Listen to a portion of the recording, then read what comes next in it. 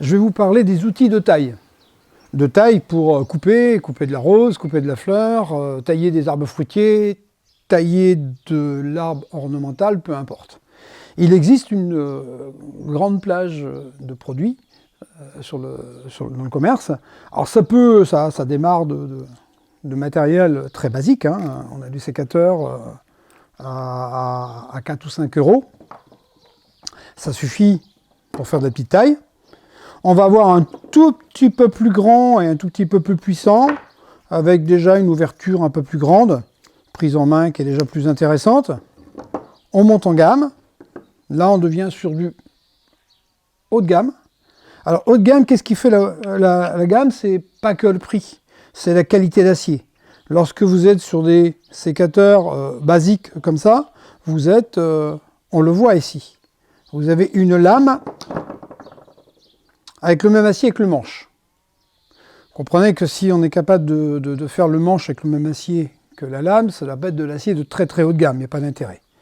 Où on voit déjà qu'il y a une qualité de lame, c'est lorsque la lame est d'un acier différent du manche. Donc ça, c'est déjà une base qui peut vous indiquer que vous êtes déjà sur un meilleur sécateur. Et vous montez encore en gamme. Là, c'est celui qui s'en sert beaucoup.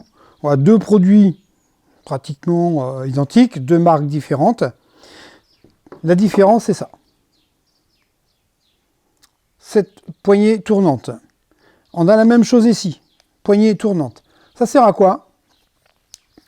Eh bien, tout simplement, lorsque vous tenez votre sécateur, soit c'est la main qui va riper, vos doigts qui vont riper sur le manche, soit le doigt enroule tout simplement la poignée.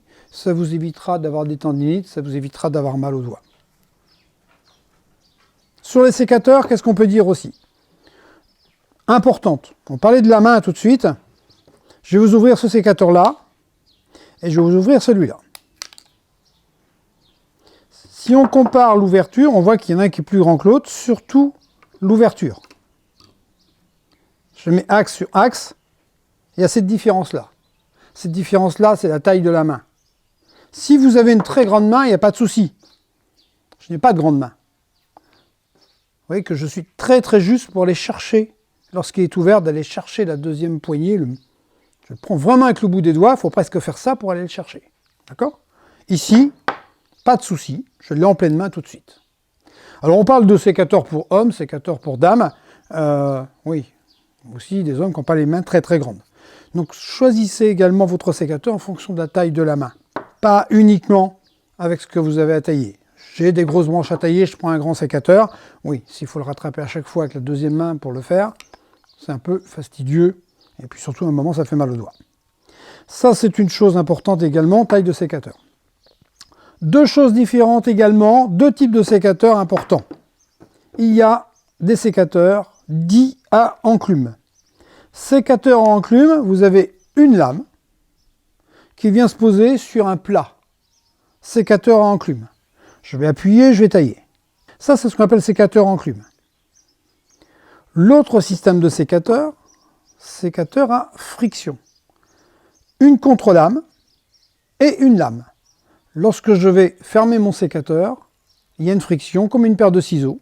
La lame va venir croiser la contre-lame. Elle ne vient pas en appui dessus, elle croise. Elle vient en friction contre la contre-lame. Ce qui reste à voir sur le petit réglage du sécateur, hein, dans la rubrique entretien du matériel, c'est tout simplement le bon serrage. Il ne faut pas que la lame et la contre-lame, elles doivent effectivement avoir cette friction. Si ça fait un peu ça, ça ne coupe pas du tout. Donc c'est comme une paire de ciseaux, effectivement. La contre-lame arrive en friction contre la lame, ou vice-versa. Et ça veut dire qu'il faut que ce soit très très serré, bien réglé. Comment bien le régler? Tout simplement, je vais serrer. Je ne sais pas s'il est assez serré. Alors bien sûr, si vous commencez à prendre les manches et puis que ça bouge un petit peu, c'est sûr que ça n'est pas assez. Donc vous donnez un petit coup de clé. Et là, est-ce qu'il revient tout seul? Est-ce que le ressort est capable de me le ramener tout seul? Visiblement non. Un peu juste. Eh bien, je vais desserrer légèrement, mais très très peu, de façon à ce que le ressort le ramène tout seul. Et là, vous avez le bon serrage. Donc un sécateur, bien sûr quand il est neuf, il est prêt à l'emploi.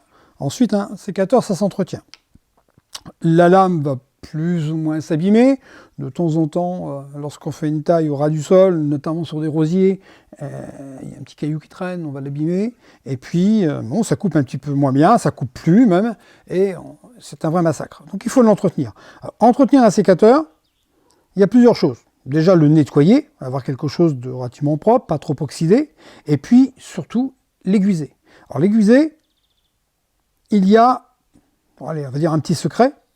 On va le démonter très rapidement.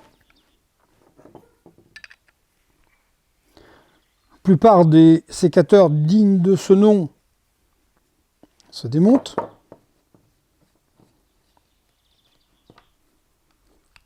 Quand ils veulent bien. Voilà. Et ensuite, on a accès à la lame.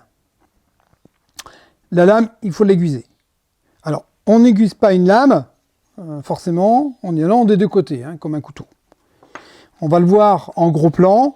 Une lame, il y a effectivement juste une petite arête qui mérite d'être aiguisée, et pas plus, surtout pas du côté contre-lame. S'il est oxydé, on passe par la brosse, hein, on va donner un petit coup de brosse, on va le nettoyer, tout simplement. Et puis pour l'aiguiser, on prend la lame dans la main. Si il est très abîmé, je commence par un gros grain.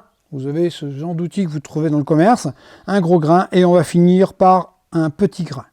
Plus on va finir avec un petit grain, meilleure sera la coupe. Donc tout simplement, toujours dans ce sens-là, j'ai rectifié, j'ai récupéré les petites imperfections, je l'avais abîmé un petit peu ma lame. Première chose, là j'ai dégrossi, je passe avec le grain fin et je termine. Et on ne fait pas l'inverse, je ne vais pas recommencer de l'autre côté. C'est un sécateur à friction, il faut vraiment que la friction se fasse impeccable.